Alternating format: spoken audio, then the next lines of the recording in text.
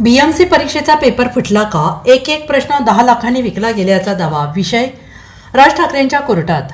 मुंबई महापालिकेच्या गट अ च्या परीक्षेचा पेपर फुटल्याचा दावा करण्यात येतो आहे आणि या परीक्षेत मोठा घोटाळा झाल्याची शक्यता आहे. हा विषय राज ठाकरे यांच्यापर्यंत पोहोचला असून महाराष्ट्र नवनिर्माण सेना हा विषय उचलून धरणार असल्याचं समजत आहे. मुंबई महानगरपालिकेच्या गट ए च्या परीक्षेत घोटाळा झाल्याचा दावा करण्यात येतोय. महानगरपालिकेच्या गट ए च्या ज्या परीक्षा होत्या त्या साधारणपणे 1200 लोक त्या परीक्षेला बसले होते. जो पेपर 25 तारखेला होणार होता तो पेपर आधीच 19 तारखेला फुटला. आमच्या माहितीप्रमाणे या प्रश्नपत्रिकेतील एक प्रश्न 10 लाखाला विकला गेला. शेकडो कोटींचा घोटाळा या परीक्षेच्या माध्यमातून झाला. घोटाळेबाज असे इंजिनियर तुम्ही पालिकेला देणार आहात का, असा प्रश्न महाराष्ट्र नवनिर्माण सेनेचे संदीप देशपांडे यांनी विचारला आहे. एकदा हे पैसे देऊन इंजिनियर झाले की नंतर हे पैसे खाण्याचे काम करतील. त्यामुळे या सर्व प्रकरणाची चौकशी झाली पाहिजे ही आमची मागणी आहे, असं संदीप देशपांडे म्हणाले.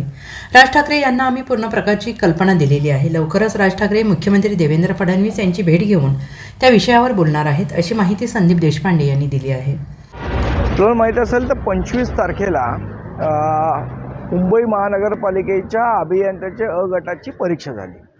पण आमच्याकडे ज्या तक्रारी प्राप्त झाल्या आमचे विभागाध्यक्ष सन्मान्य मनीष धुरी, कुशल धुरी यांच्याकडे, त्यानुसार हा पेपर 19 तारखेलाच फुटलेला होता आणि त्याचे पुरावेसुद्धा आमच्याकडे आहेत की कशा पद्धतीने हा पेपर आधीच 19 तारखेला लीक झालेला आणि त्याची कोट्यावधी रुपयांची विक्री या महानगरपालिकेच्या अभियंत्यांना झालेली आहे.